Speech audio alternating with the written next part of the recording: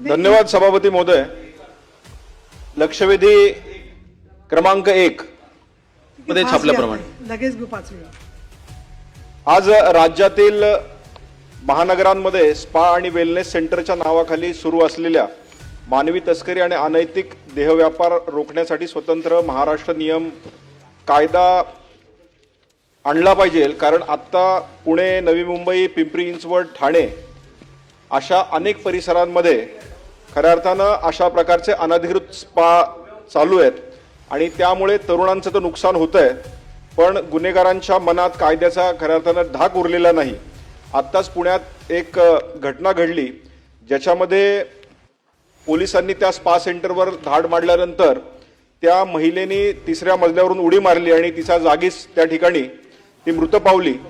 परंतु अशा प्रकारचे स्पा वेगवेगळ्या ठिकाणी महाराष्ट्रात चालू असताना आज या गुन्ह्यांचं प्रमाण खूप वेगानं वाढतंय। आज उत्तरांमध्येही आपण अनेक शहरांमध्ये जे गुन्हे दाखल झालेत त्याचंही प्रमाण आपण दिलेलं आहे। पण मला असं सांगायचं की वेगवेगळ्या नावांनी कार्यरत असलेली अनेक मंडळी हे काम करतायत, स्पा चालवतायत। त्याच्यामध्ये प्रियंका महाला असेल, रहीम असेल, शीतल मंगेश असेल, अनुज पांडे असतील, यासारख्या ठराविक लोकांची संघटित साखळी स्पाच्या नावाखाली खऱ्या अर्थानं चालतीये। पण मला आपल्याला यातनं हे विचारायचं आहे की आज विशिष्ट सूत्रधारांच्या मालमत्तांची चौकशी करून आपण अशा स्पा चालवणाऱ्या या ग्रुप्सवर मोका अंतर्गत कठोर कारवाई करण्याचा गृह विभागाचा काही विचार आहे का? त्याचबरोबर मास्टर माइंड जे याच्या मागे आहेत त्यांना तुरुंगात डावलून गुन्हेगारी साखळी शासन कधी मोडीत काढणार आहे? सभापती महोदय, गेल्या 3 वर्षात राज्यात किती स्पा सेंटरवर आपण डांबून गेल्या 3 वर्षात राज्यात किती स्पा सेंटरवर छापे टाकले आणि त्यातून किती गुन्हे अनैतिक मानवी वाहतूक प्रतिबंध कायदा अंतर्गत दाखल झाले याची माहिती मला मिळेल का? विशेषतः पुण्याच्या ज्या विमाननगरमध्ये महिलेचा मृत्यू झाला त्या प्रकरणात केवळ मॅनेजरवर कारवाई झाली की मूळ मालक व तिथे दुर्लक्ष करणाऱ्या संबंधित पोलीस अधिकाऱ्यांवर जबाबदारीची निश्चिती म्हणून आपण कारवाई करणार आहात का याचे विश्लेषण खऱ्या अर्थानं हवं आहे। आणि सध्या स्पा सेंटर केवळ शॉप ऍक्ट म्हणजे वेलनेस सेंटरच्या नावाखाली शॉप ऍक्टचं लायसन्स मिळतं, जे खऱ्या अर्थानं किराणा दुकानाने दिलं जातं, ते थांबवण्यासाठी शासन स्पा व्यवसायासाठी स्वतंत्र आणि कडक महाराष्ट्र स्पा नियमावली आणणार आहे का? ते सन्माननीय सदस्यांनी महत्त्वाच्या विषयाकडे लक्ष वेधले। विशेषतः पुण्याच्या विमाननगरला जी आपण कारवाई केली होती, सभापती महोदय, ह्या मुळात ही कारवाईच ही पोलीस विभागाने तिथे त्यांच्या गुप्तचर यंत्रणेमार्फत एक डमी ग्राहक तयार करून त्यांनी तिथे तो छापा टाकला होता आणि पोलीस अधिकाऱ्यांच्या तत्परतेमुळे ती कारवाई तिकडे झालेली आहे। आणि म्हणून परंतु ह्या कारवाईच्या अनुषंगाने एक बाब लक्षात येते की ज्यावेळेस अशा स्पा सेंटर्सवरती वगैरे आपण कारवाई करतो, बऱ्याच वेळा तिथे परदेशी नागरिक तिकडे आढळतात आणि काही प्रमाणात तिथे जे ह्युमन ट्रॅफिकिंगमध्ये जी काही गुन्हेगार जे ॲक्टिव्ह आहेत त्यांच्यामार्फत तिकडे अशा पद्धतीने महिलांचं तिथे जे काही शोषण होतं ते केलं जातं। आणि एकंदरीत स्पा सेंटर्सच्या परवानगीच्या बाबतीत जसा आपण इथे उल्लेख केलेला आहे की त्यांना फक्त शॉप अँड एस्टॅब्लिशमेंटची परवानगी मिळाली की त्यांना गुमास्ता लायसन्स मिळालं की ते त्या ॲक्टच्या अंडर त्यांना तिथे परवानगी प्राप्त होते आणि तिकडे ते व्यवसाय करत असतात। एकंदरीत ह्याचं प्रमाण पाहता आपण जे आपल्या उत्तरामध्येच ते आपण आकडेवारी देखील मेन्शन केलेली आहे की ती स्पासवरती आपण 2025 आणि 2026ला आपण कारवाई केलेली आहे।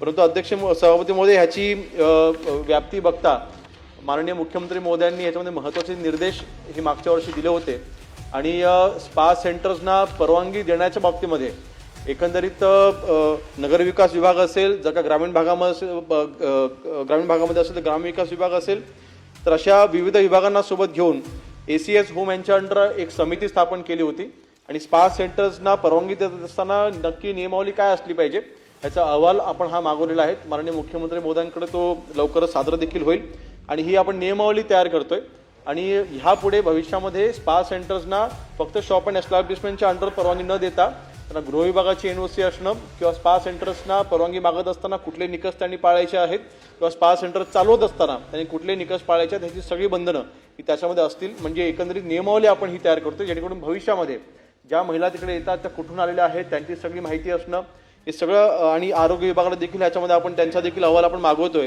एकंदरीत स्पा सेंटर्सच्या बाबतीमध्ये आपण ही नवीन नियमावली आपण तयार करतोय आणि पुढच्या मला वाटतं 3 ते 4 महिन्याच्या कालावधीमध्ये ही नियमावली तयार देखील होईल आणि ते आपण राज्यामध्ये लागू करू.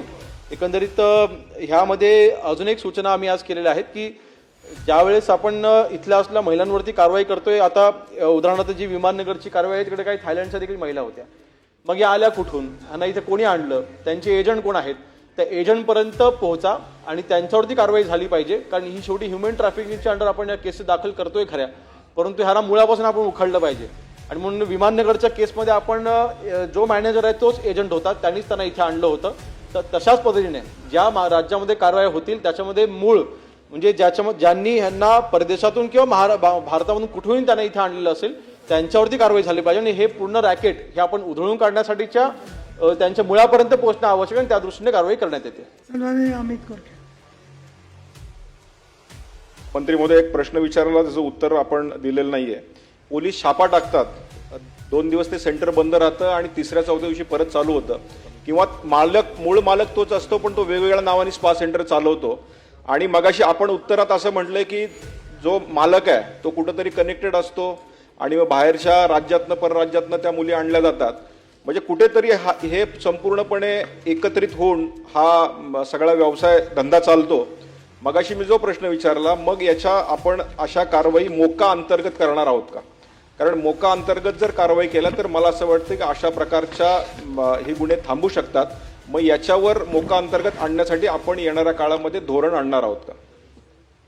त्या मखुकाच्या अखत्यारीमध्ये हे बसणार नाही, परंतु नक्कीच त्याचा आम्ही आपल्या सूचनाचा नक्कीच अभ्यास करू आणि तशा पद्धतीने कारवाई करता येतील का याचा मी तपास करू.